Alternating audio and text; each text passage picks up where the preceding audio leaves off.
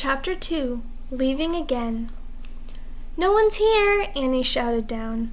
Jack thought about going home. Then he thought about all the books in the treehouse. He started up the ladder. When he was nearly at the treehouse, he saw light in the distant sky. Dawn was starting to break. He crawled through the hole in the floor and took off his backpack. It was dark inside the treehouse. Annie was shining her flashlight on the books scattered about. "They're still here," she said. She stopped the light on a dinosaur book. It was the book that had taken them to the time of the dinosaurs. "Remember the Tyrannosaurus?" asked Annie. Jack shuddered. Of course he remembered. How could anyone forget seeing a real live Tyrannosaurus Rex? The light fell on a book about Pennsylvania. A red silk bookmark stuck out of it. "Remember the picture of Frog Creek?" said Annie. "Of course," said Jack. "That was the picture that had brought them home." "There's my favorite," said Annie. The light was shining on a book about knights and castles. There was a blue leather bookmark in it. Annie turned to the page with the bookmark. There was a picture of a knight on a black horse. He was riding toward a castle.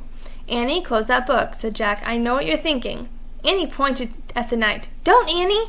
I wish we could see this guy for real," Annie said. "No, we don't!" shouted Jack. They heard a strange sound. "Neigh!" It sounded like a horse neighing. They both went to the window. Annie shined the flashlight down on the ground. "Oh no," whispered Jack. "A knight!" said Annie. A knight in shining armor, riding a black horse, through the Frog Creek woods. Then the wind began to moan. The leaves began to tremble. It was happening again. "We're leaving!" cried Annie. "Get down!" The wind moaned louder. The leaves shook harder, and the treehouse started to spin. It spun faster and faster. Jack squeezed his eyes shut. Then everything was still. Absolutely still. Jack opened his eyes. He shivered. The air was damp and cool.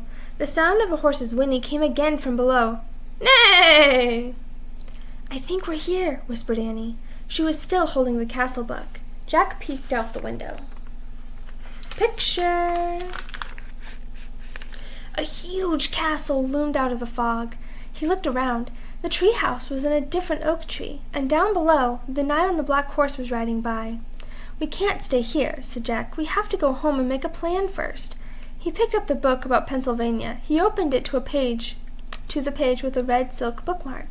He pointed to the photograph of the Frog Creek woods. "I wish—" "No," said Annie. She yanked the book away from him. "Let's stay. I want to visit the castle." "No!" Sorry. "You're nuts. We have to examine the situation," said Jack. "From home." "Let's examine it here," said Annie. "Come on." He held out his hand. "Give it." Annie gave Jack the book. "Okay. You can go home. I'm staying," she said. She clipped the flashlight to her belt. "Wait," said Jack. "I'm going to take a peek. A teeny peek," she said, and she scooted down the ladder. Jack groaned. Okay, she had won. He couldn't leave without her. Besides, he sort of wanted to take a peek himself. He put down the book about Pennsylvania. He dropped the castle book into his pack. He stepped onto the ladder and headed down into the cool, misty air.